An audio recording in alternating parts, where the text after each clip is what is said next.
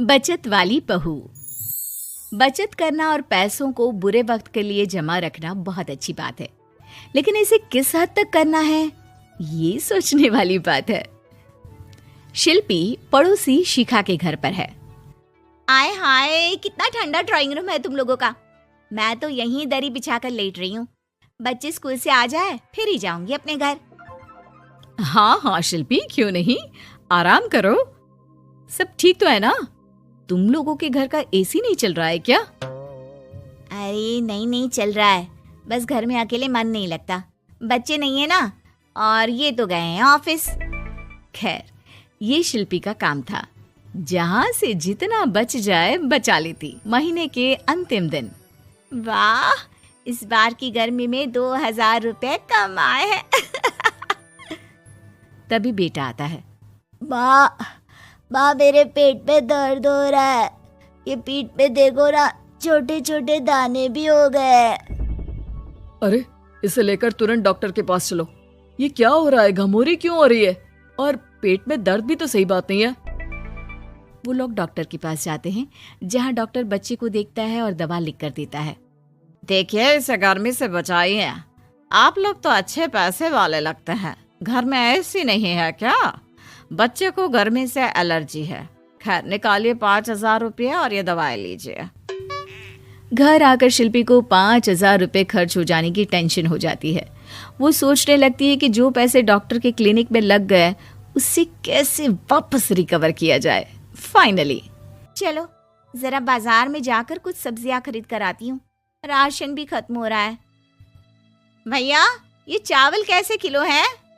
Madam, ये 40 रुपए, ये 50 और ये 70 वाला। अरे बहुत महंगे से हैं, कोई सस्ता सा दिखाओ ना। अरे बस यही है जो है। तभी शिल्पी की नजर पास के बोरे में जाती है, जहाँ कुछ चावल पड़े होते हैं। और ये वाला चावल, ये चावल कैसे दे रहे हो? अरे ये तो 10 रुपए किलो है। पास के गांव के लोग ले जाते हैं, साफ करके जानवरों को खिलाते हैं। ये कीड़े लगे हैं ना, ऊपर से गीले भी हैं और छोटे टुकड़े भी हैं। अरे ठीक है, कोई बात नहीं, पैक कर दो 5 किलो। दुकानदार करता भी क्या, लाख समझाने पर भी जब शिल्पी नहीं मानी तो उसने वही चावल पैक कर दिया। ओहो, चावल तो सच्ची बहुत खराब है, लेकिन कोई बात नहीं, मैं इनको ठीक कर देती हूँ। शाम को पति घर आता है। अरे ये कैसे चावल है यार, गले के नीचे ही नहीं उतर रहा है, और पता नहीं क्यों खट्टे भी लग रहे हैं। वो ना चावल थोड़े सस्ते वाले हैं, वैसे सबने खाया, किसी ने कुछ नहीं कहा। आपको ही पता नहीं सब क्यों खराब लगता है। पति कुछ नहीं कहता, वो भी खा पीकर सो जाता है। लेकिन अचानक, हे भगवान, पेट में दर्द हो रहा है। शिल्पी, क्या हो रहा है? मुझे डॉक्टर के पास जाना होगा। पति फिर उसी डॉक्टर के पास जा पहुंचता है। लगता है आप लोगों ने एसी चलाना शुरू नहीं किया। खैर, आइए टेस्ट करते हैं। फिलहाल तो 10,000 देकर आप भर्ती हो जाइए। पति अस्पताल में भर्ती हो जाता है और उसके सारे टेस्ट होते हैं। 3-4 दिन अस्पताल में रहने के बाद जब पति घर आता है तो वो शिल्पी पर जोर से चिल्लाता है। तुमने जो चावल खिलाए थे वो फंगस लगे हुए थे। तुम जानती हो, ऐसा चावल तो जानवरों को भी खाने के लिए नहीं देना चाहिए।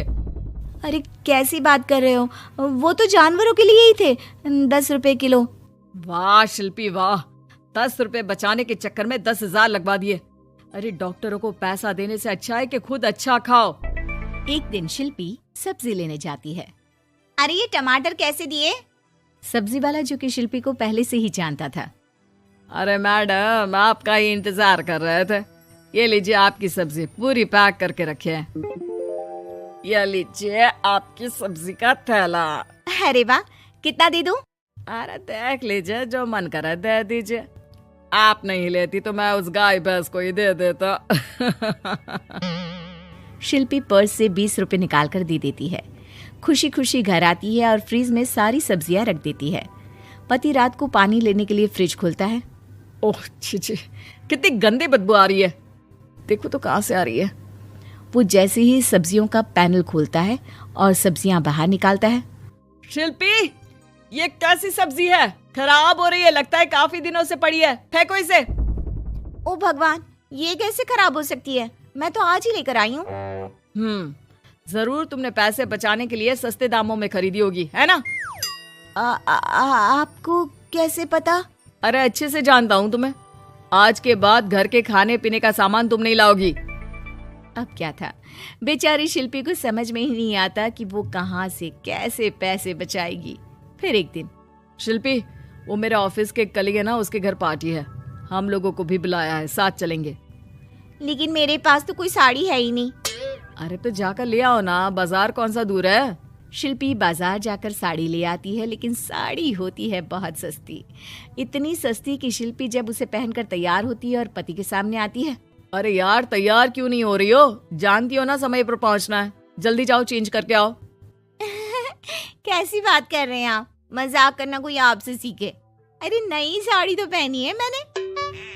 खैर, दोनों पार्टी में जाते हैं, जहाँ एक काम वाली शिल्पी के पास आती है। मैडम, ये जो हाथ में झूठा ग्लास है ना, दे दो, बर्तन धोने के लिए ले जा रही हूँ। अरे शिल्पी, आपकी और इस काम वाली की साड़ी तो बिल्कुल एक जैसी है। नहीं, मेरी साड़ी का कपड़ा थोड़ा ज्यादा अच्छा है। ये वाली भी मिल रही थी, लेकिन मैंने ली ही नहीं।